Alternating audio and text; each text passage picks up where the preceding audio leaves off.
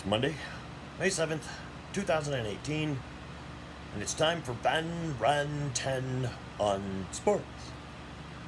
So what are we going to talk about today? Well, a while back I did a video about 4 cities that I think should be in the XFL or the AAF. The 2 new football leagues that are going to be coming out. The AAF will be out next February, XFL February past. So 2019 the AAF will start, 2020 the XFL will start. So it got me to thinking, well, what cities should they be in? I wanted them to stay away from traditional NFL cities, of course. I wanted them to maybe expand into cities that don't even really have any pro teams. Now, to be fair, the AAF already has 3 cities knocked out. They've already got Atlanta, Memphis, and Orlando. Orlando, it's a pretty good choice. I kind of like the choice because they don't have a pro football team, but they do have the Orlando Magic. They don't have a baseball team. They don't have a hockey team, I don't think. It's like, I know Florida has a couple of teams, but I don't think the Florida Panthers are based in Orlando, but don't quote me on that. I don't know enough about where the Florida Panthers play.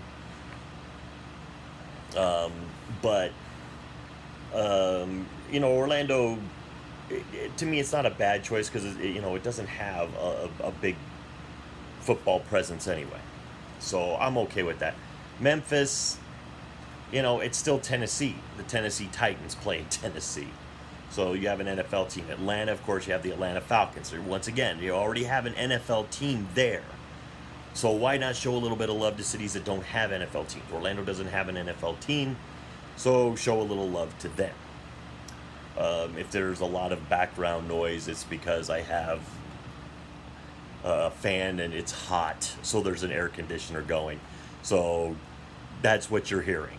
It's too dang hot to not have an air conditioner on right now. It's like 80 some degrees, and I'm a fat guy that doesn't deal well with the heat. So I apologize for the noise, but that's what you're hearing in the background. So, I have picked 3 cities, but we're going to start with our 4 cities out east. The first 4 cities I did were more west, so here's going to be our 4 cities out east. And I'm going to start with Orlando because they're already established in the AAF. I haven't looked up the XFLs yet. I think they're a little further away from actually nailing down their cities, and they'll probably stick to big cities. But, like I said, you don't need a big city with a gigantic population because this isn't a big, these are going to be smaller in, everything.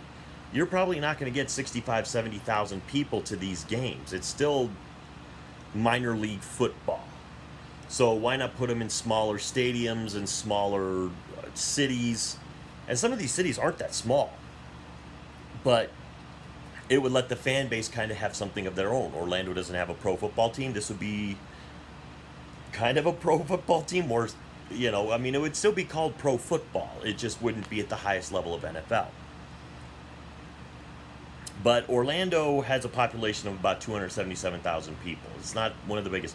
The one thing I was having a hard time with is finding cities on the eastern side of the country that had big populations but didn't already have a lot of pro franchises.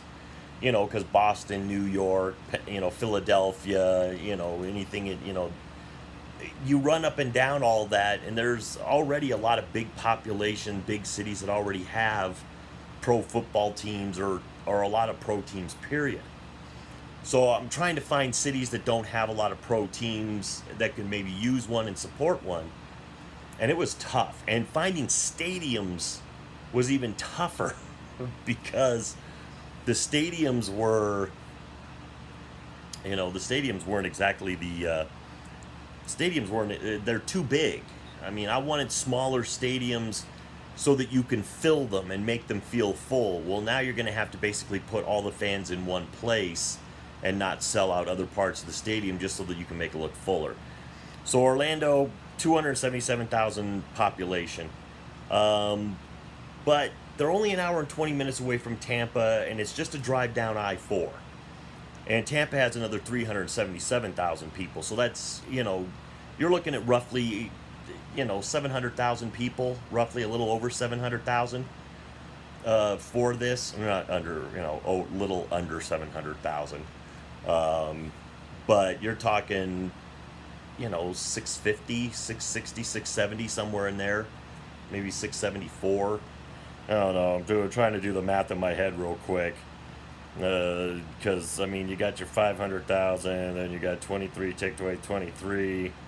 That leaves you at 54. So, yeah, it's about 654,000. So, that's a lot of people.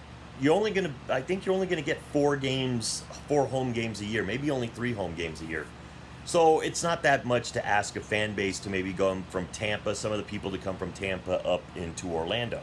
Orlando has Spectrum Stadium, which is the home, I think, of the University of Central Florida. And it houses about 45,000 people. It was built in, I think, 2007. So for their name, what would I name the Orlando team? I would call them the Beams. You're going, what the heck does that mean? The Beams. Sunbeams. It's Orlando. It's sunny. It's nice, except for when it's raining. But the Beams. And it's like, in the XFL, you spell it with a Z. And in the, in the AAF, you spell it with an S. And you could have like a, you could have if Utah can be called the Jazz, which is just a name of music, then Orlando can be called the Beams.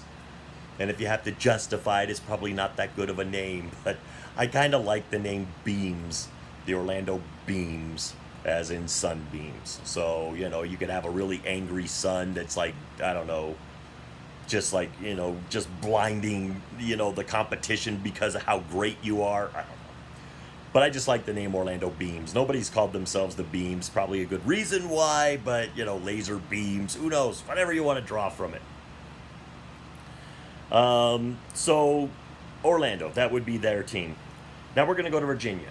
Now I get it.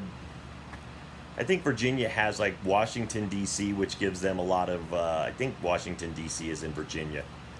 The District of Columbia. Or, it's in that area. It's,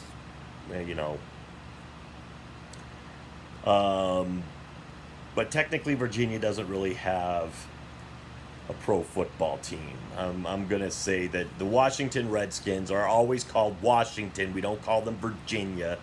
And I may be way off. My brain may be putting the District of Columbia in a totally different place.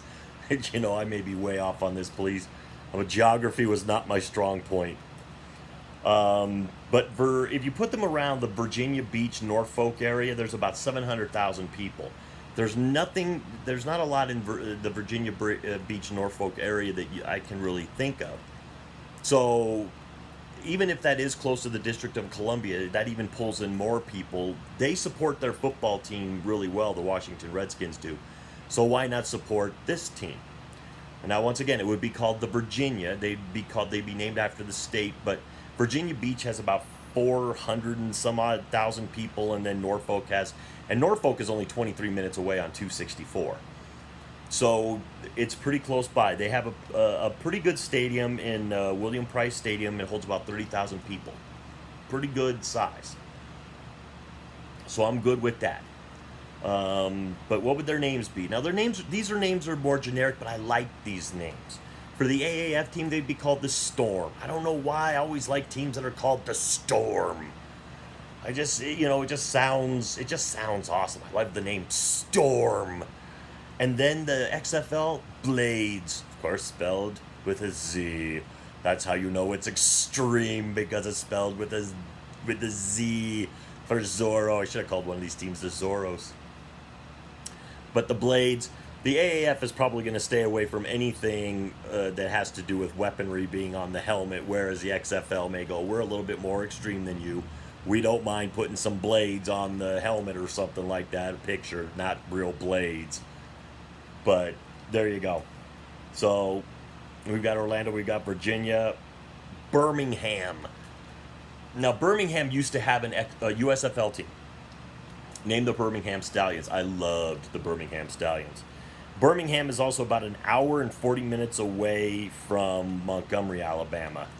So once again, for a 2-hour drive to go and see a football game of your team, once every other week is probably not that big of a deal.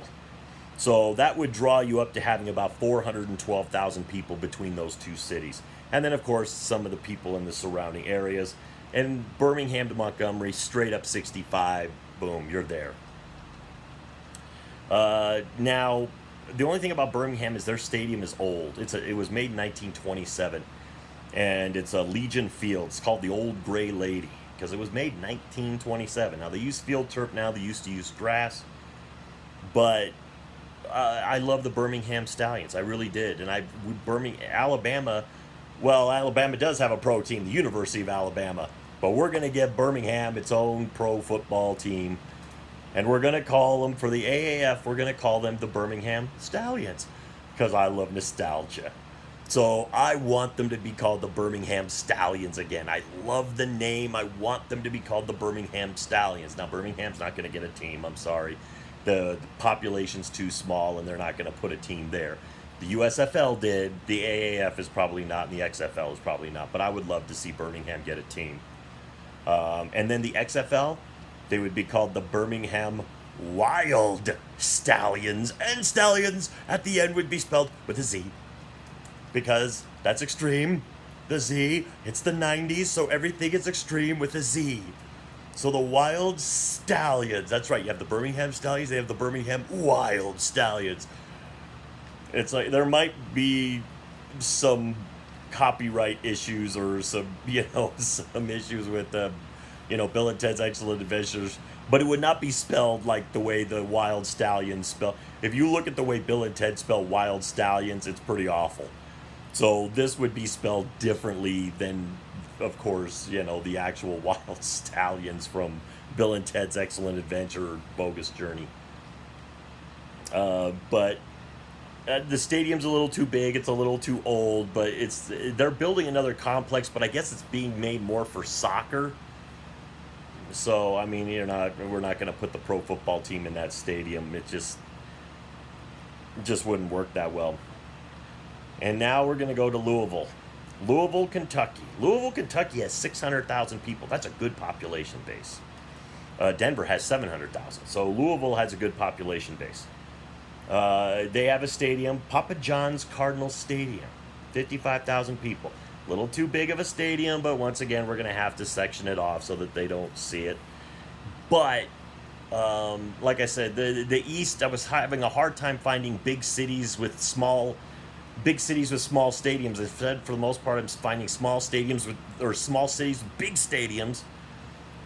I don't know why everybody has such a gigantic stadium down there, but some of the stadiums I would find that were smaller were basically soccer based. They didn't even want football in them. So Papa John's Cardinal Stadium could compete with Papa Murphy Stadium that was in the other league. There was a Papa Murphy Stadium in the other side of the country.